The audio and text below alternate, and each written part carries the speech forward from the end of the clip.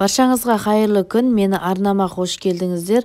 Достар, бүгін біз дәл осындай салат дайындайтын боламыз. Жасалы өте оңай, өзіме қажетті заттар: селедканы турап алдым, картоп, жұмыртқа, қызылша және де сәбіз, майонез.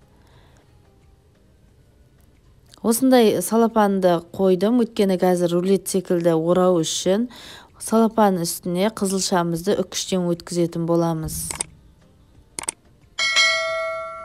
Қызылша, картоп, сәбізді суға асып алған кезде аздап тұз қосқан болатынмын. Достар, видеоны соңына дейін қараңыздар. Мені арнама тіркеліп, лайк басып, пікір жазуды ұмытпаңыздар. Мінекей қызылшаның үстіне майонезімізді осылайша сүйіп шығатын боламыз. Одан соң картопты үкіштен өткіземіз. Негізі бұл салатты әрбір үй жасайды, және де жасалуы да өте оңай, өте дәмді болып келеді.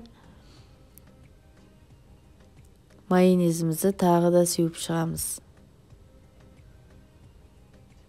Келесі кезекте сәбізімізді үкіштен өткіземіз.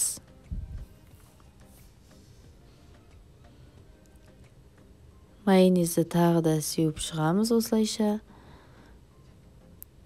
Жұмыртқаны үкіштен өткізіп алған болатымыз. Жұмыртқаның ағын осында қойып шығамыз да, одан соң тағы да майонезді себеміз.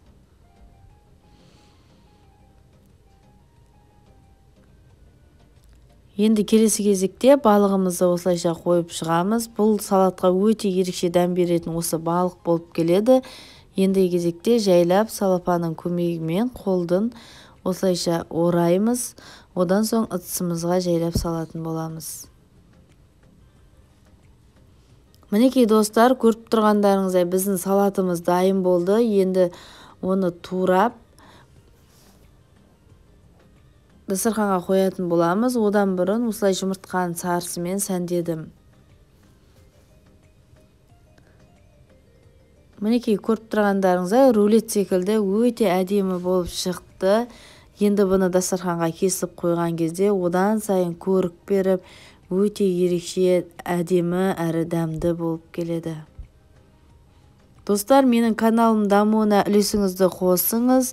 Каналыма тіркеліп, лайк басып, пікір жазуды ұмытпаңыз. Мен сіздердің қолдауларыңызды күтемін. Келесі кездескенше сау болыңыздар.